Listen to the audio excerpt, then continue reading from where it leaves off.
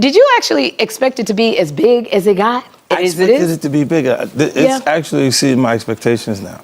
Wow. Stranger Things is a huge show, and it's outperforming Stranger Things on Netflix. It's outperforming everything on Netflix. You know, looking at this, I think you should start a private investigation firm. I'll be your first client. This 50 find out everything. We're losing. Netflix releasing never-before-seen video of Sean Diddy Combs filmed just days before his arrest on charges of sex trafficking and racketeering in 2024. The footage is part of a 4-part docuseries, Sean Combs: The Reckoning, premiering Tuesday. How did you get that footage of Diddy? I figured most journalists would not disclose their sources. Does he know y'all have this in the doc? I would doubt he knows. So when this airs, that'll be the first time that his legal team, Diddy, that everybody knows that this footage is now seeing the light of day. Perhaps. Combs' team firing back in a statement to NBC News, saying the Netflix so-called documentary is a shameful hit piece and that they relied on stolen footage that was never authorized for release. His team sending a cease and desist to Netflix. Overnight, lawyers for Sean Diddy Combs trying to stop the release of a Netflix docuseries due out today. We have to find somebody that'll work with us that has dealt in the dirtiest of dirty business. The series contains never-before-seen footage of Combs debating strategy with his lawyers in the days leading up to his arrest in New York last year. I am going to let you professionals look at the situation and come back to me with a solution. It also includes video of Combs greeting fans in Harlem. I'll accept it. And then saying this about the interaction moments later. I need some hand sanitizer. Hold on. I got it. I've been out in the streets amongst the people. Yeah, I gotta take a bath. Like the amount of people that actually I'm coming in contact with, like that's what I have to do. You know what I'm saying? It's like 150 hugs. Now Combs' lawyers are demanding Netflix pull the series, threatening legal action, claiming Netflix is using stolen footage that was never authorized for release as part of what they call a shameful hit piece. The series is executive produced by Combs' longtime rival, Curtis 50 Cent Jackson, and director Alex Stapleton, who said, quote, "We obtained the footage legally and have the necessary rights," end quote. Before the cease and desist demand was sent yesterday, Stapleton and Jackson sat down with our Robin Roberts to discuss the series. How do you respond to people who say that it's more about the disdain that you have for Sean Combs than it is for giving the victims a platform? It's not personal. The show is not completely the perspectives of people that did not like Sean. Not everyone needed to have an allegation. 50 Cent is making headlines again, saying his Netflix documentary about Diddy left out some major details. He claims there was simply too much content to fit everything in. One of the biggest cut claims? An allegation that Diddy had a secret child with a woman once linked to Tupac Shakur. 50 says this in used footage might still be released later, possibly online. Now people are asking, why is 50 so focused on exposing Diddy? Out of all the women in the world that Diddy could have gotten with, he chose 50 Cent's baby mother. It's a lot of variables to this particular question. Because I talk to a lot of people, older, younger, even my daughter, who's 22, she didn't understand it. So people give their opinion based on what they've experienced and their environment, people they've been around. So to the people that understand boundaries and respect, I always tell men you should never date another man's girl if you're not aware of it. If you know it, then it's wrong. But if you're aware of it, it's like basketball players that we talked about this before. Football players who date the same women. Yeah. And won't go outside the box. Yeah, and I've never done that. I've never in done my it. life, I can honestly say at 52 years old, I have never dated someone that I knew was an ex of a friend of mine. Right. I've never done Sometimes that. I found out a girl that I'm messing with that also messed with this other dude that I know in the industry, whatever. That's a little different after the fact. But I would never go into it if that's like was his girl. It's really the wrong thing to do. I've been presented in my lifetime. Women have come to me and they'll say, "Oh, you know my ex-husband, or you know my husband that passed." And when I was in my 30s, I leaped and did it because I said if I died and was in a relationship and my baby mom was fine, ain't nobody gonna think of me. They're gonna take the person. So this is just some real shit. As I sit here today, knowing that there's an ocean full of women. Billions. There are billions of women. Billions. Right. And that's the whole thing about Diddy. Diddy's not some nerdy dude who just happened to find some IG model and, oh my God, this is the girl of my dreams. Man, he has access to women all around the planet. And that's his reputation. But he went after the baby mother of one of his rivals. Exactly. Someone who had been taking shots at him for years. Absolutely. On purpose. And he went after her knowing that they had beef. Right. And slutted her out. Just slutted her out. Having a whole basketball team run a train on her. Totally and did. I just totally the whole agree. thing, right? Totally agree. Right. But his reputation from when he worked at Uptown, I'll be sure's girlfriend. Oh, Kim Porter. Kim Porter. Right. That's his reputation. I'll be sure his baby mother. Baby mama. Yeah. Then Eric Serum, his friend, the one that had his baby, Mia. So he's had a reputation of going after people. Tupac's ex-girlfriend. He got a baby with her too. Exactly. Yeah. So my point that I'm making to the men listening, well, if you don't understand this, then you're just poorly educated and don't really have common sense. It's a no-no. There's no way I would go after Vlad's ex-girlfriend. Right. I'm so loyal that if I met a woman and she said, oh yeah, I used to date Vlad. Oh, I can't fuck with you, baby. Right. I won't even put my dick in it, excuse my language. Because that's how I move. Other people don't move like that, but you see me in Paris, you see me all over the world. Why would the fuck I want to do that to mess up a relationship? Because here's the thing people need to understand. Comedian TK Kirkland believes it's personal. He says things escalated when Diddy allegedly got involved with the mother of 50's child. According to TK, that crosses a serious line. With all the fame and options Diddy had, getting close to someone tied to 50 didn't look accidental. It looked intentional. From that point, the rivalry may have turned deeper than just industry drama. He said that he had a lot of footage had to be down. The documentary had to be downsized. You understand? I don't really believe that, because a documentary is a documentary, and they could have had 45 minutes. They could have had an hour, to each one of those. You understand? They left out certain things. He said they even left out the one about Sarah Chapman. You understand? And for whatever reason, he probably left out a lot of other different stars too. Situations that they could have spoke about. You understand? I have a problem with the documentary, and I'm just gonna let you know that the reason I have a problem with the documentary is that they know that they took my idea. You understand? They know that when I came to them, I laid out what they should do and how the documentary should be. You understand? She could say whatever she want to say. I talked to those producers before I even talked to her. They wanted to know what I had, what I was bringing, my pictures, all that stuff like that. And I told them about me, Tim, and Kirk. You understand what I'm saying? And how it would go.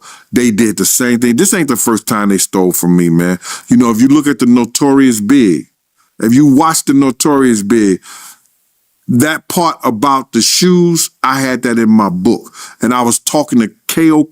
Copeland. He was one of the writers of that movie.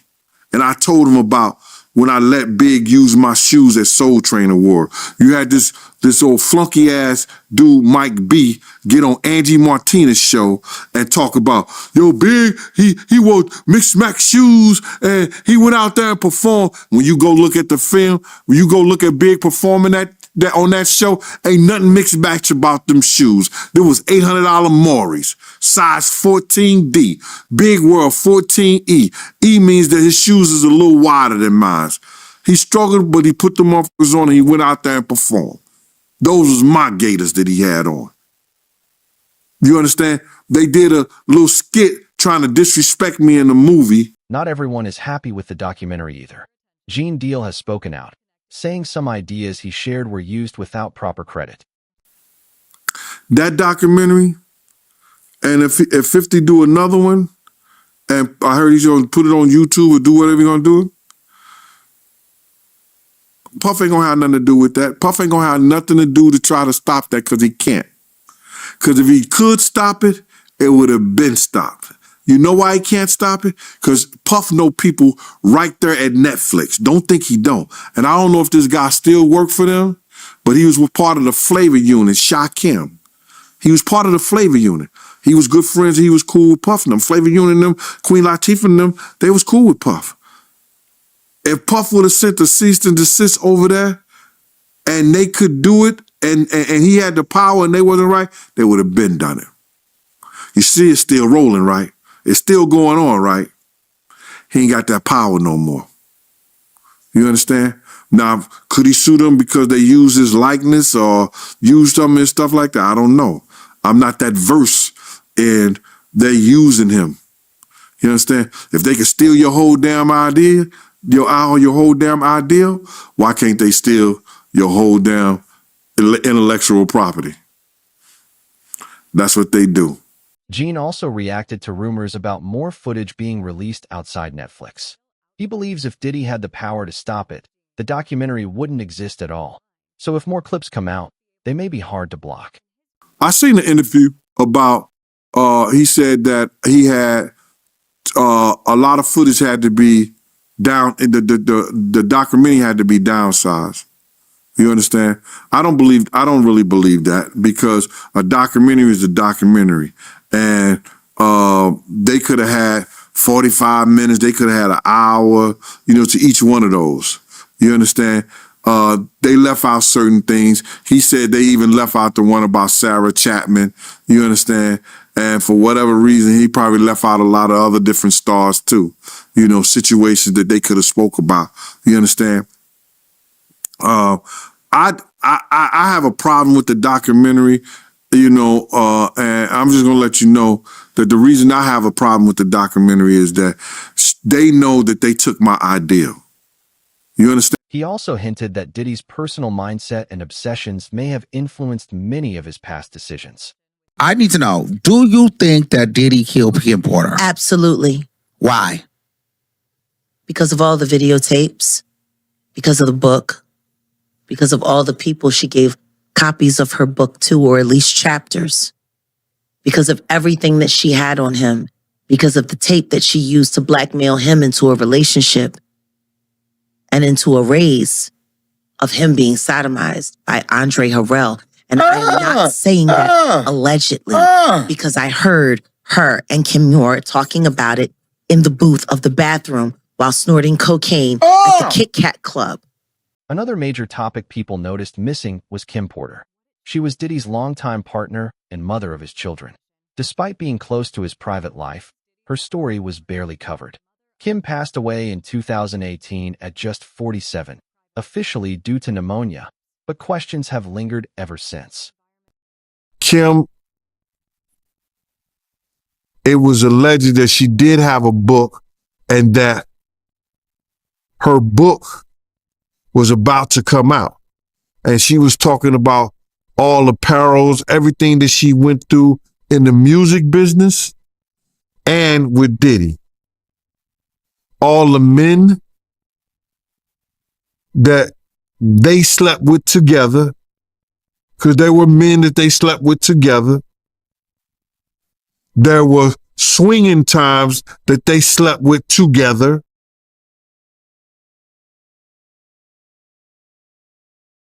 I don't know, man. How do you put your girl through some shit like that? Or how you look at your girl and knowing that she sexing another dude? What kind of demonic mind you have to be that far gone where that shit don't bother you for somebody that you love?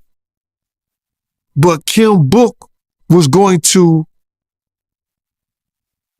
express all that.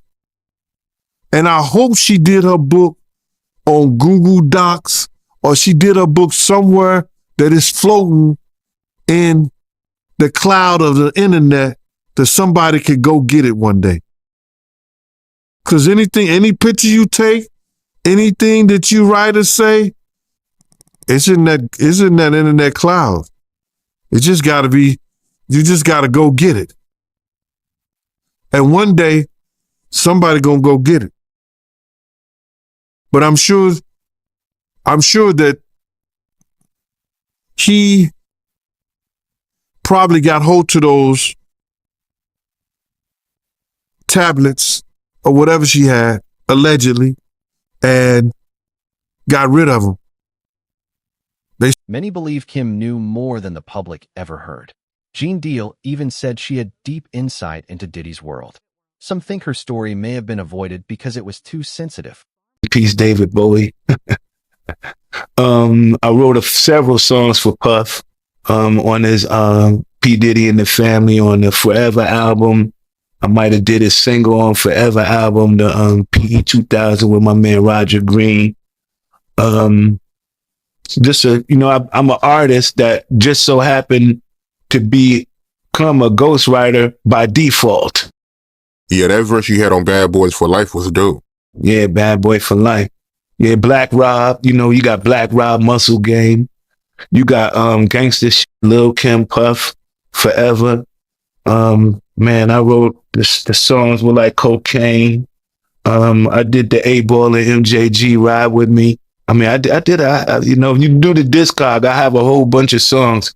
A lot of people don't know they'd be like, you only did one song for Puff.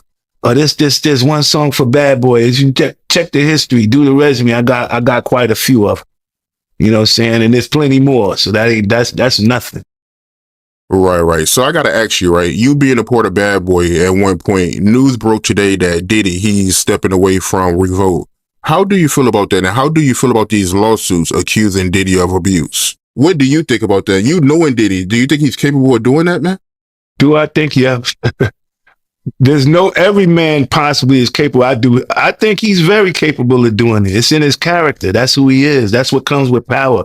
That's what comes with arrogance. That's what comes with, what makes him, power. That's just the selfishness to make you be like that, but with everything that's going on, man, you're looking at, they dropping them left and right. Companies are parting ways with him. All of that's happening right now because he's tarnishing his own image. What I think is just what I call is a character assassination that's going on right now.